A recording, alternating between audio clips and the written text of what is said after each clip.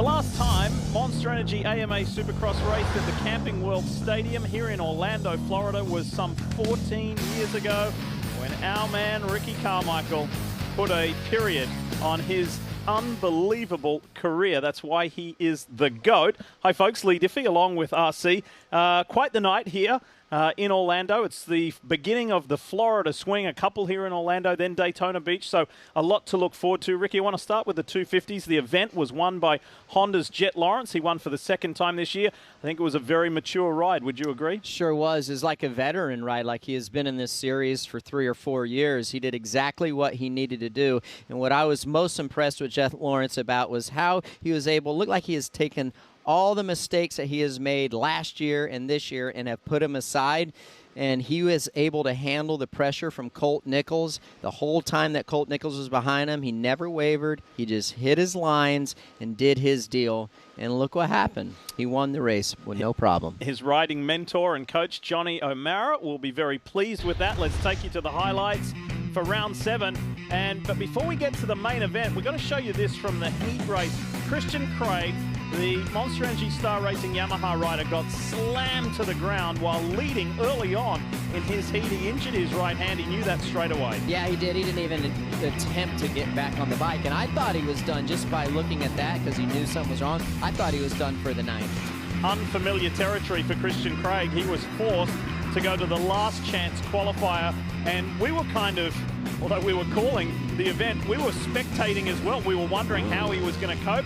There's the answer. He won the LCQ, got himself into the main to do damage control, right? He got to try and not let his teammate Colt Nichols get away. Let's go to the main event. The whole shot was won by Jet Lawrence. He did not look back. He led every single lap. He sure did, like a true champion, the veteran of the sport. I mean, he just came out there, hit his lines, didn't hardly make any mistakes, and he had a lot of pressure from the 64 of Colt Nichols, but he did his thing. He won the race. It was a great ride. And speaking of great rides, gutsy performance from Christian Craig. Finishes on the podium. Yes, he lost some more points, but, you know, there with his wife, gets congratulated by the race winner and friend, Jet Lawrence. But he is still in this thing. There's a 10-week break for the 250 East competitors because 250 West kicks into gear next week here in Orlando. So Colt Nichols ekes away from 6 points to an 8-point advantage over Christian Craig, and it's getting tight between Joe Shimoda and Jet Lawrence. Yeah, and Christian Craig, this might be one of those races. If he's able to win the championship, he's going to look back at this race and think he's going to be so happy with how he was able to remount, go out there. He only lost 2 points to his teammate. He is well within reach of this championship when we get to Salt Lake City. Yeah, he said it was amazing what happens when the adrenaline kicks in, when the gate dropped, that's for sure. Want to welcome in Christien and Rutledge Wood. Rut, it was great to have you with us here on Monster Energy AMA Supercross. What were your thoughts on that 250 main, and how did you enjoy the day and evening? Oh, I mean, y'all, it's so much fun to get to watch this and to watch how great you all do every single weekend, but to be here, see it in person, to see fans back in the stands, to feel the roar and their energy coming back between the riders. There's really just nothing else like it.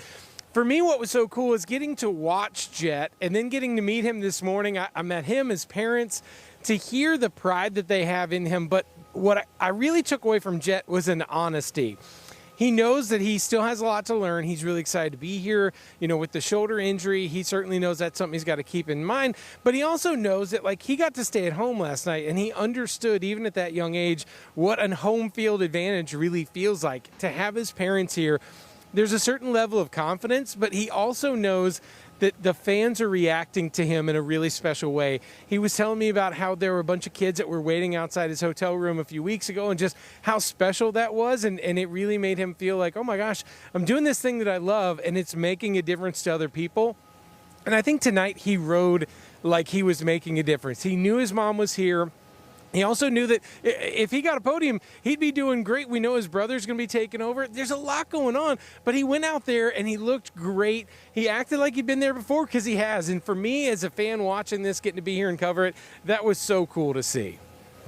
Clearly, he's one new fan in you there, right? And it's understandable. Like you said, he's such a likable kid, and so good to see him back on top of the podium here today. And what a fight he put up. Guys, I just wanted to revisit the Christian Craig story there, because we saw the footage there, we saw the crash. Such a gutsy effort, like you said there, Lee, to go ahead and do that and put the performance in that he did. Well, I checked in with them as they were getting done with their podium interviews and everything afterwards, and I spoke to his wife, and she said it might be broken.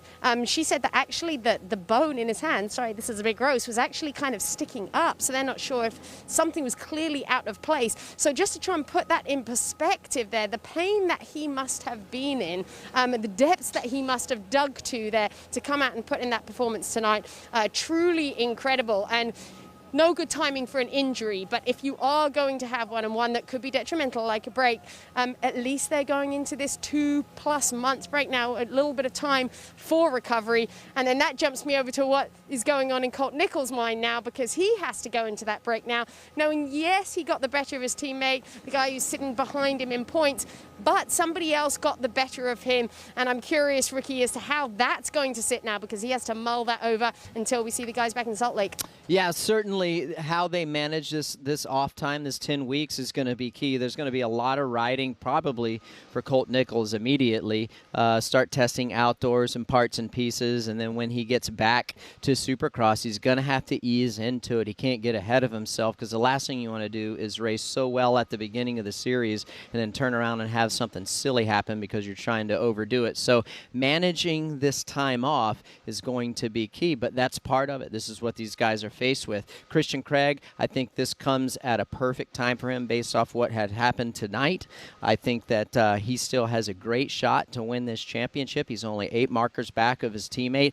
Anything can happen. We see it all the time. We saw it with Colt Nichols last weekend. We saw it tonight with Christian Craig. So it's certainly a lot of racing left, and that's what I'm looking forward to come Salt Lake City time for these guys, but they got to manage these next 10 weeks and stay safe. Yeah, I think we'll be talking about this later in the season, looking back to tonight for Christian Craig for sure. Let's change gears. Let's talk 450 main event. Let's talk about Cooper Webb, who won for the second time this year. Will we be looking back at tonight later in the year saying that was a pivotal win for Cooper Webb in his championship assault? I think it's not only this win, but his ride last week and getting the bike sorted out. And I think that the Red Bull KTM team is going to continue to get better.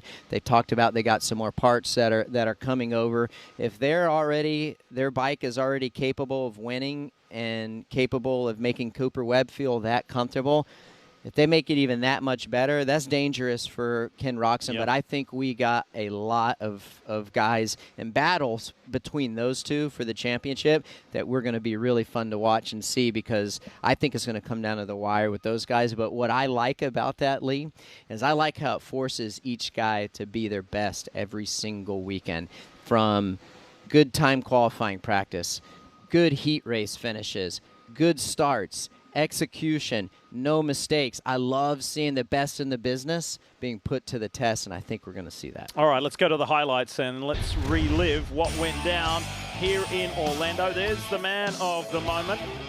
His heat race wasn't fantastic, but that had nothing to do with how he performed in the 450 main when it was time to get going for real. This was the move of the race. Cooper Webb not only goes past Ken Roczen, but goes past Justin Brayton from 3rd to 1st. Well, he sure did, and Ken Roczen opened up the door. He missed that inside line because he's about to run to the back of Justin Brayton, and that allowed the two of Cooper Webb to sneak inside, and he saw an opportunity to get to the lead, and he sure took it. It wasn't a perfect race for Cooper. He said that post-race, and that allowed Roczen to get a little closer at times. We thought that Roczen may have had something for Webb on the final lap. He certainly got as close as he had been in a long time. But in the end, Cooper Webb had done everything he needed to do to win for the second time this year and trim the championship points from 16 to, as you're about to see, 13, to make it just a little bit tighter. But Ken Roczen said after the race, hey, you can't win them all. I'm happy with getting second tonight. It's all about the long game and the big picture. So that's where we stand. And Eli Tomac wasn't really a figure tonight. He wasn't in it, but he did get a top 5, and he maintains 3rd in this championship race. So there's a lot to think about. There's a lot to talk about, and it's exciting. We're going to do it all again right here in just 7 days' time. Will, I want to start with you first on this one. Thoughts on that 450 main? It just seems like Cooper Webb, Ricky's just talked about it there, And the team as well, KTM team there, just have no doubts in their mind, do they, Lee? They know where he's at. Ricky, you saw it coming. You said several times, watch out, Cooper Webb's coming. And they seem like they're there too. They seem like they're in that confident place where they're just putting all the puzzle pieces together. Is this going to be enough for Ken Roczen? We know that he's in a great place at the moment, mentally and physically, the way he's riding. I'm excited to see how this is going to continue here as we start heading into that kind of halfway point. We're not too far off a halfway point in the series. But before we finish with 450s, I just do want to give a little shout out there to Zach Osborne, because whilst he's well out of this title hunt now, at the beginning of the season we thought maybe he might be in it, but unfortunately he's had just problem after problem as the first 6-7 rounds here have gone on. Today even started with more problems. He had a few bike issues there.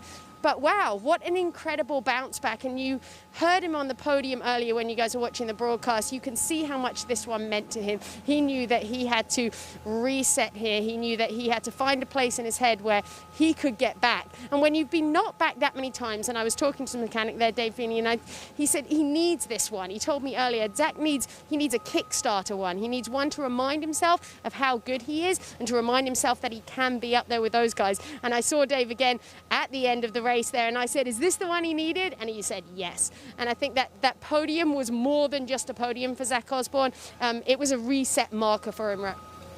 That's really cool, Will. You know what I loved watching tonight was having someone like Justin Barcia, excuse me. Justin had such a great run. It looked like he was going to get podium there for a little while, but you can watch somebody like Bam Bam throw the bike around there, get that physicality that we always talk about, and I always hear Ricky mention, when you can have guys that can really put a run together, they can get a little bit off, they can get their line off and still gather it back up.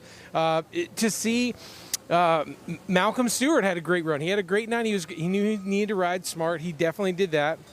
But even seeing Ken Roczen, to see someone that's that competitive be gracious and understand that, you know what, I can't win all of them. Second place is going to be fine for tonight. That is, I think, the Ken that you guys always talk about that we're seeing kind of change. That champion, that's what a champion says. Like, all right, so I didn't win tonight, but, I didn't give up very many points. I still had a great run. I didn't get hurt. That, to me, is something that if I was racing against Ken Roczen right now, I'd be more scared of him not angry at that second place and knowing that, I'm going to get this back. That would make me as a competitor a little more nervous. But cool to see Cooper Webb do it. It just was such a fun race to get to watch. Again, being here in person, seeing these fans in the stands, and knowing the schedule this year and knowing how many fans are going to be able to get back and see this sport up close, that's really where it shines. It makes you want to get on a bike. And, of course, y'all know I love the kids getting on the electric KTMs. So much fun. That's my daughter's favorite part, too. So looking forward to getting out to more Atlanta, Arlington. There's going to be a bunch of fun ones I get to go to with y'all, but love being here. And Ricky, thanks for letting me ask you so many questions. I mean, not only am I a super fan of yours, but to be your friend and get to ask you all these questions that other people would be like, bro, how do you not know that? You're here. We love having you, man. Thank you, brother. Yes. So what we get to look forward to, because a big talking topic was this track tonight, that it was a mirror of what it was 14 years ago when you raced your very final race. We get to look forward to the changes. That's what I think one of the cool things about these residencies. Yeah. So we're back here in 7 days' time, but the track's going to look different. So how did you think the soil, because it was different soil to what was here back in 2007, the characteristics of the track tonight? It's going to be the same soil, different layout. What do you think? It was really hard conditions, so the dirt packed in really hard, and it was wet from the rain earlier today. Those conditions are really hard because you're pushing the limits. You're trying to find grip. There's not a lot of grip out there. It's almost like blue groove, so it's like a wet concrete, if you will. So very, very challenging conditions, and you're trying to ride as fast as you can. I really look forward to the next couple races. I like to see when we get back here next Saturday, what can Cooper Webb do? Because at some point, both of these guys are going to be put in a must situation if Cooper can reel off a couple more wins. And then you got who can one of these guys get in between them, between Ken or between Cooper, and shuffle up the points. So say Ken Roczen, if he gets first and Eli Tomac gets second and Cooper gets third, then he loses. That's a big points night for Ken, or vice versa for Cooper. So it's a little advanced, but those are the scenarios that are running in my head, and which one of those guys are going to be able to take advantage of that. We will see. And where's the champ? Eli Tomac, that's another topic we'll have to follow next week when we see you back here at Camping World Stadium. It was a great night. Good to be back. Lots to talk about. The 250 East competitors, they get a break for more than 2 months. 250 West kicks into gear, and 450s will be back as well.